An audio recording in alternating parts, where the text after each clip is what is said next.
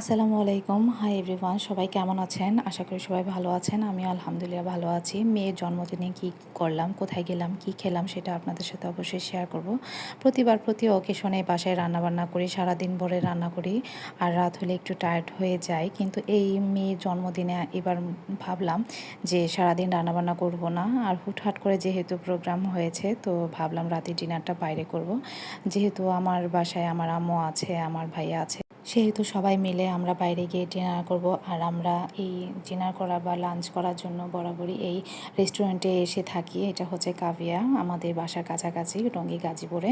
এই রেস্টুরেন্টে খাবার খুবই ভালো, মানে আমার মেয়ে তো এখানে এসে খুবই আনন্দ পাচ্ছিল।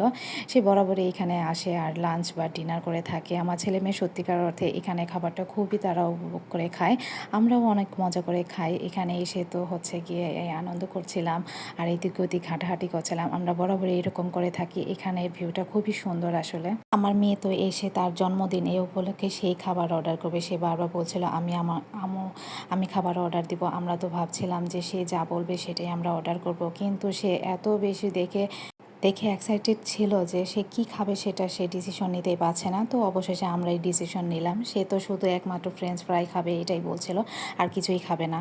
যদিও আমি বাসায় অনেক কিছু করেছিলাম, এই তো নবাবী সেমাই, পিৎজা অনেকগুলাই সে খেয়েছে। আমার ছেলে মেয়ে এত মজা করে পিৎজা খায় আমার হাতে বানানো।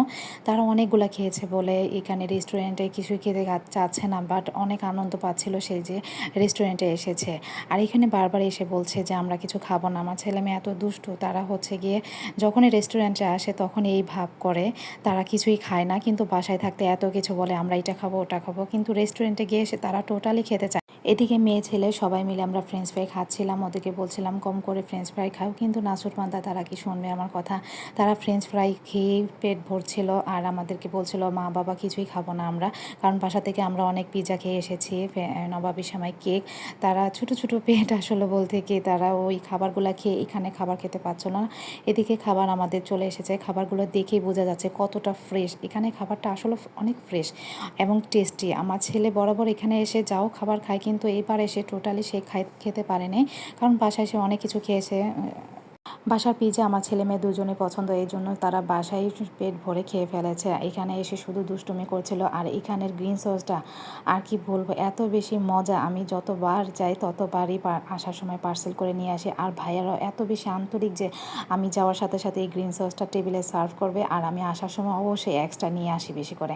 আর যেহেতু বাচ্চারা এখানে খাচ্ছিল না, তো আসার সময় অবশ্যই তাদের খাবারটা আমি পার্সেল করে নিয়ে এসেছি। আর এদিকে আমার মেয়ে ছেলে তো টোটালি খাচ্ছিল না। এদিকে শুধু তারা কোল্ড কফি নিয়ে বসেছিল। তারপর আমি কোল্ড কফিটা আমার কাছে নিয়ে আসলাম আর ওদেরকে বললাম যেটা খাও খাও, বাট পানি জাতীয় খাবার খেও না, যেহেতু রাত, একটু পেট ভরে খাবার চেষ্টা করো। আর ওদিকে তো আমার ছেলে মেয়ে টোটালি শুনছিল না, তারা হচ্ছে গিয়ে খাচ্ছিল না। এদিকে আমরা খাচ্ছিলাম অনেক মজা করে। খাবারটা আসলে অনেক মানের ভালো ছিল, এমনকি বরাবরই ভালো থাকে। আমরা সবসময় এইখানেই খাবার খেয়ে থাকি। আর এদিকে খাবার দাবার শেষে আমি একটু আসছিলাম ঢং করে, আর এই তো আমার হাজব্যান্ড আমাকে কেচাপ করে ফেললো। এই তো, আল্লাহ হাফিজ, সবাই ভালো থাকবেন, আল্লাহ হাফিজ।